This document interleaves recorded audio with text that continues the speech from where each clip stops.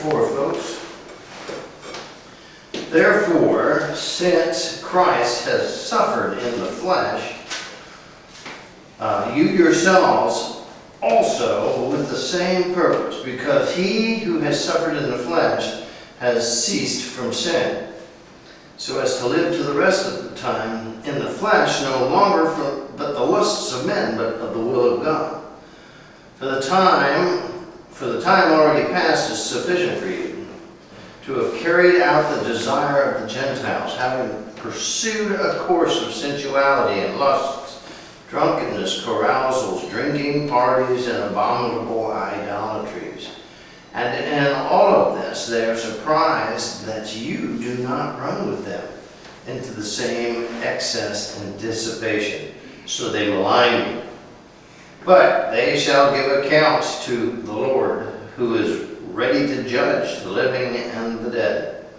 For the gospel has for this purpose been preached even to those who are dead, that though they are judged in the flesh as men, they may live hopefully in the spirit according to the will of God.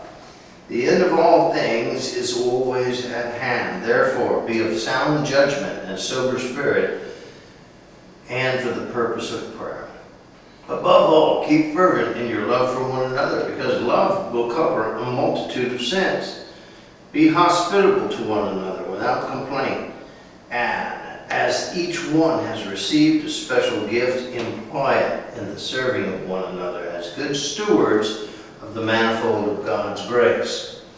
Whoever speaks, let him speak as it were the very utterances of God. Whoever serves, let him do so as by the strength which God supplies, so that in all things God may be glorified through his Son, Jesus Christ, to whom belongs the glory and dominion forever and ever. My beloved, do not be surprised at the fiery ordeal amongst you, which comes upon you for your testing, as though some strange things were happening to you. But to the degree that you now share in the sufferings of Christ, keep on rejoicing, so that also at the revelation of his glory you may rejoice in exaltation. If you are reviled for the name of Christ, consider yourself blessed, because the Spirit and glory of God rests upon you. By no means let any of you suffer as a murderer or a thief or an evildoer or a troublesome meddler. But if anyone suffers as a Christian, let him never feel ashamed, but in the name, let him glorify God. For it is time for the judgment to begin with the household of God, and if it begins with us first, what will be the outcome for those who do not obey the gospel of God? And if it is with difficulty that the righteous are saved, what will become of the godless man and the sinner? Therefore, let those also who suffer accordingly to the will of God entrust their souls to a faithful Creator in doing what is right. What do you think about that? Awesome. We're going to suffer for the glory of God. Jesus made a statement in the Gospels that is probably one of the most misunderstood statements ever. When he looked at his men, having Peter just failed again. And, you know, something is we all have times where we're not at our best. I used to be an athlete, and believe it or not, there was days where I did not win the race. One in particular that I will never forget, my brother was in the service at the time, and he got furloughed for a couple of weeks. He came home and attended one of my meets while I was running the regional championship. And I heard him say, well, who's got the best shot at this race? And of course, all the kids in school said, Chanter's a shoo-in. He's got this thing. He can run backwards and beat him. Well, I almost lost that day. I screwed around. I did not pay attention what I was doing. I was looking over to see if my brother was there watching. And you know, it only takes a second to stumble when you're moving that fast and you're on a track and you got 8 guys around you, and they're all trying to get to the same goal at the same time.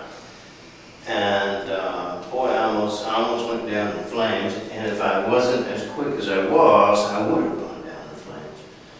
And to that reminded me, Chanter, run the race first, and then look for your brother.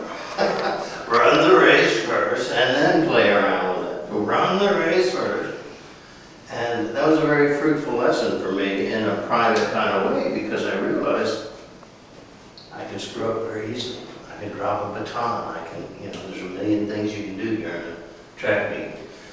So with that, I went to the state meet, and the same thing was true. I said, I'm not going to screw up tonight. I'm not going to screw up tonight. I'm not going to screw up. And I spent all day saying, Chanter, you're not going to screw up tonight. You're not going to screw up tonight. And what did I do? Well, I screwed up tonight. So we did not win the steeplechase because the third runner, there's 4 runners in the steeplechase, the third runner did not get the baton to me. I was the anchor. I ran the last lap. And I had to stop and wait for him. And by the time he got it to me, the other guys were already going fast, and I couldn't catch him. And that was the way it was. Just like that, boom, we lost a gold medal. Well, so that wasn't you, that was him. No, it was really me. I probably took off too fast, and I was the fastest guy on the team, and he couldn't. After you run a 4:40, well, the steeplechase was a 3:30 for him, it was a 4:40 for me. A 3:30, you're pretty winded. And now you got your best runner, and he's taking off, and you got trying to catch him. That was on me. Oh. I took off too soon. It's good for the pride. Well, no, I didn't want him to feel bad because I screwed up. I left before I should have. And that's just me. I always want to get the jump on the other runners. But in doing so, we lost the race. So, just like that. And we should have won it easily.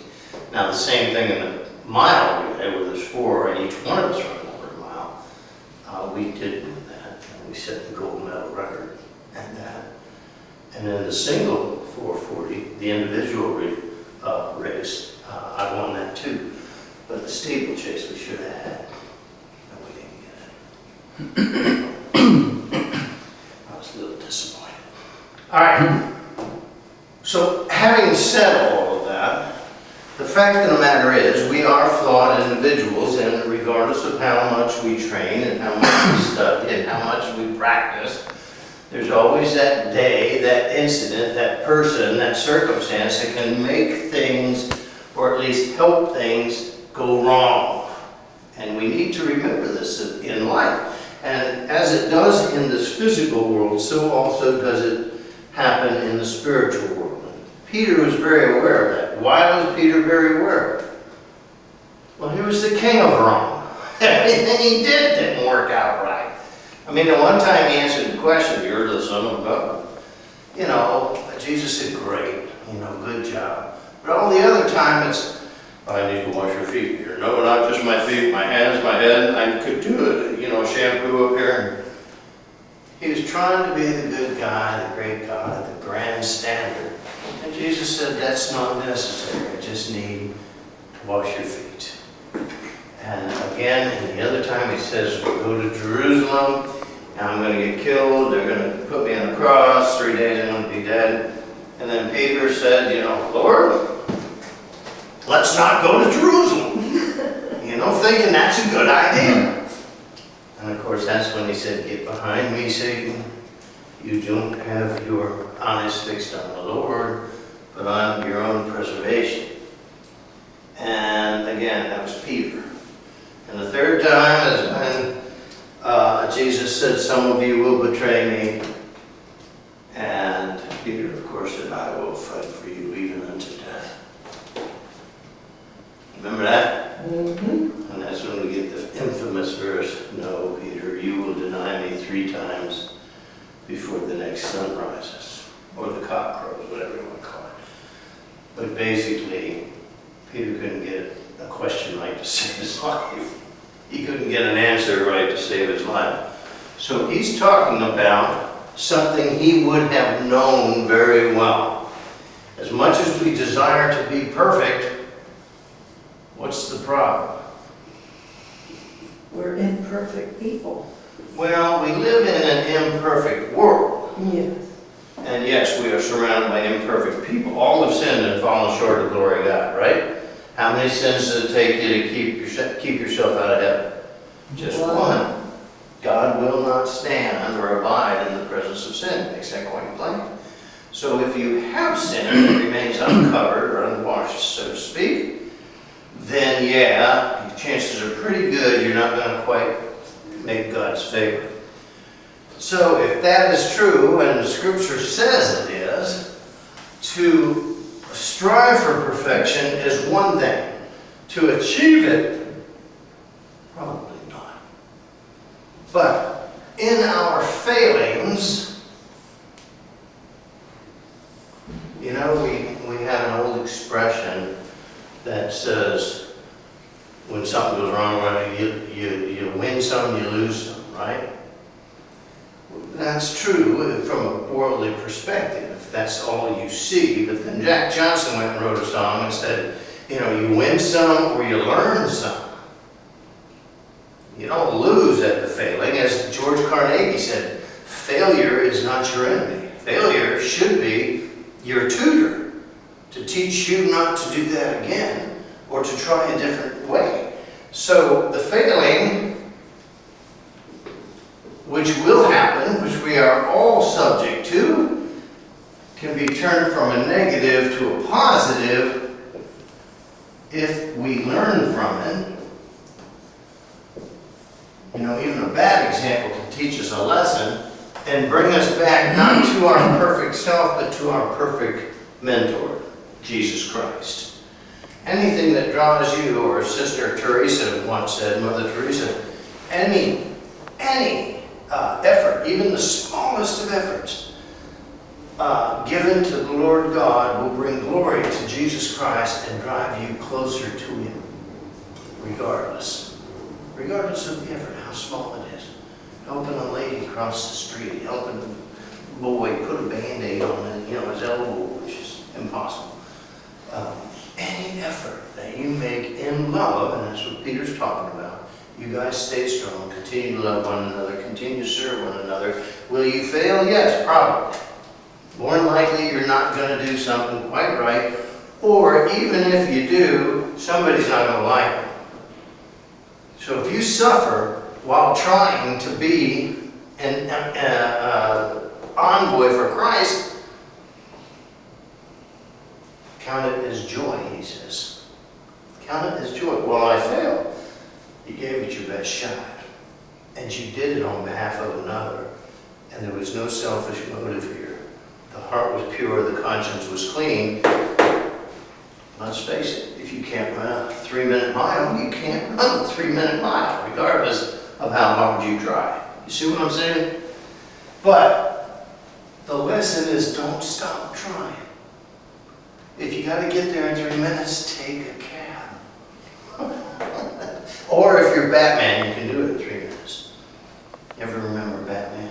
Mm-hmm. The original Batman? Adam West. He was a fraternity member at my fraternity, by the way. Adam West became Batman. Wow. How awesome was that? Anyway, he and Robin had to get to a certain place in a certain time within 3 minutes to stop the Joker or the Penguin or somebody from doing something bad. And the boy wonder says, "Should we commandeer a cab, Batman?" "No, Robin. A 3-minute mile is just another duty in the life of a crime fighter." Nobody can run a 3-minute, and then they play that music. And they show these guys running. You know, as a 7-year-old, I thought that was the coolest stuff in the world. Failing should be your teacher. Failing should be your tutor, so that you can try again and again. But the key to the Lord is don't stop trying. So you see, this was a two-edged sword here. Usually when Peter jumped out on something or answered, he leaped before he looked, he ended up in disaster. he's come to the point, I'm not going to stop trying. And neither should you. Sometimes failing is just a part of our life. It doesn't determine who we are. It doesn't determine who we are in God's eyes. But it can be used to teach us better ways of doing stuff. But the key is, don't stop trying. Anybody who's ever played sports knows that. Anybody, I don't care, man or woman, makes no difference. Volleyball or football makes no difference. You don't stop trying. So you struck out. Well, big deal. You know, you'll be up to bat again. Look at Babe Ruth. What was his lifetime average? 360 something? You guys know? I don't know. It was 368 or something like that. Lifetime batting average. And you go, wow, that's great. Well, think about it. That means he only did 30%. He only hit 3 out of 10 balls that were pitched to him. That's not very good. That's kind of 7 misses, 7 strikes, 7 sit down, and then finally, and it was gone. Of course, everybody. So, do you know when Babe Ruth quit coming up to bat? Never. And if he missed it the first time, he was right there again, ready to go. And if he missed it the second time, right there again, ready to go. And that's what Peter's trying to tell us. Why? Because he was real good at this. And it's hard to admit when it's your fault. It's hard to admit that, you know, if you hadn't been there, that wouldn't have happened. It's hard to admit, you know, the Catholics, when I was a child, I was an altar boy, and we had to learn the Mass in Latin. And before you could take communion, like today is, we had to say the act of contrition in Latin. And there's a part of the act of contrition. Contrition is when you tell God, I screwed up, and I need forgiveness, I need grace. And in that prayer, there's a part that sounds kind of silly, but we would all stand there and bow before the Lord on the altar as little altar boy kids in our altar boy suit. And we would say, mea culpa, mea maxima culpa. What that means is, it's my fault. It's my fault. It's all my fault, Lord. And we were taking full responsibility for the sin in our lives and all this. And then we ask for grace and all that. And that's when you get the, Lord have mercy. Christ have mercy. Lord have mercy. Or Christos evangelicus. Have mercy upon me. But at first you got to admit. And this isn't just so God knows you screwed up. This is to teach you that you still have a need for the Lord. And Jesus looked at his men and said, gentlemen, you're about to start the roughest ride you've ever known. And you know what that ride is? The ride is this, that you must live and continue to live in this world, but you're no longer of this world. And you are going to be ridiculed for it, you're going to be blamed for everything, you're going to be even persecuted. Some of you may suffer, a few of you may die. Which is exactly what happened. But rejoice even in your worst sufferings. Paul says the gospel has been preached to these people, they just don't care anymore.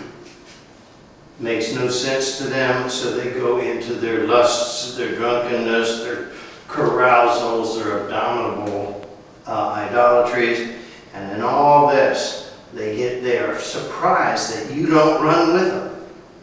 Why aren't you participating in all this stuff like they are? And because you won't, or because you live above some of that stuff, you're going to be persecuted for it. Well, you're going to be made fun of, especially at high school. Good night. High school kids are merciless. You don't do what all the cool kids do, then you're just not a cool kid, you know. Don't listen to that nonsense. That's the world lying to you. But even the greatest Christian will have its bad days. Peter did. Paul quit. Remember that? Said, God, I've had enough. I've been beaten 5 times. I got beat with rods 3 times. They threw rocks at me for crying out loud. Stoned me in a pit. I'm over it. They had 4 assassination plots against Paul during his ministry, which he avoided. But, I mean, they were there. They were real guys standing and waiting to kill him. So he finally gets to the place and he says, I quit. I'm done. I don't want to do this anymore. And do you remember how God answered him? You can't quit. You signed on with me, pal. You're on. Now get back to work and preach on. I've got many people for you to talk to. So this Christian thing, before you take it lightly, it could be a life sentence, literally. A lot of wives wish their husbands would know that. A lot of husbands wish their wives would know that. Because you know, today's divorce is 66%. That's better than half. You got a better chance of getting married and blowing her off than you do of living with her the whole of your life. Think about that for a minute. 66% chance, and that means if the 3 of you ladies right here got married, 2 of you are going to be single within about 5 to 7 years. Think about that. Would you invest yourself in something with that high a failure rate? Why is that rate of failure so high? Well, because we've all sinned and fallen short of the glory of God, and realizing that we just quit and cease to try to be better. We cease to learn to keep on keeping on. And that's why things happen. This is why businesses fail. This is why marriages fail. This is why Christianity fails.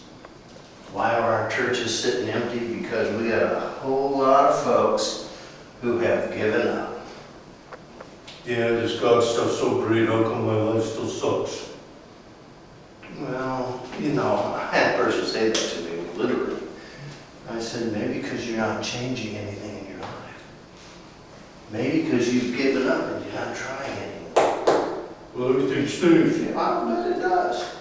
You know, I don't feel too good in the morning when I wake up. I got a busted shoulder, I got a knee replacement. God knows how many times I've broken these ribs. I broke this arm 3 times. An ankle in the height of track season. Don't tell me, oh, stuff hurts. Yeah, now I'm 67 years old. And you know what? Stuff hurts. Yeah. Every morning I wake up and Carol goes, come on, let's get out of bed. It's a great day. The day the Lord has made, let's rejoice. Hard to rejoice when you're hurt. It's easier just to lay in bed and give up and not try. Forget it. I don't want to get up. I don't want to go to church. And I've said that more than once. It's easier to give up. Jimmy Buffett said it great. We've never failed to fail. It's the easiest thing to do. Southern Cross, you ever hear that song? Never mind. It's a good song. If you're a sailor. We never failed to fail. So one thing we were good at. It's the easiest thing to do. Take the low road. The easy way out. Or better. Just give up altogether. I'm not going to do that anymore. You don't think people do that today? Go out there and talk to golfers. How many walk onto a golf course with high hopes and dreams, and then 3 years later, I'm one of them. I thought, oh, I'm a good athlete, I can be good at golf. I stink at golf.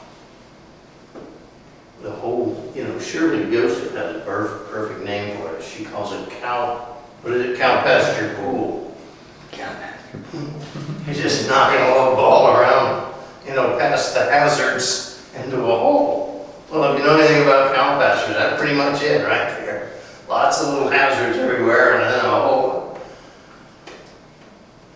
Texas, what are you gonna do with those people out there? Anyway, easiest thing to do is to give up. So Peter finishes his chapter. Remember, he's an expert at this, at knowing how not to do stuff, because he's done it wrong forever. And he says, you know, when you're being beat up, when you're suffering, when it's going poorly, if anyone suffers as a Christian, let him not feel ashamed. Wow.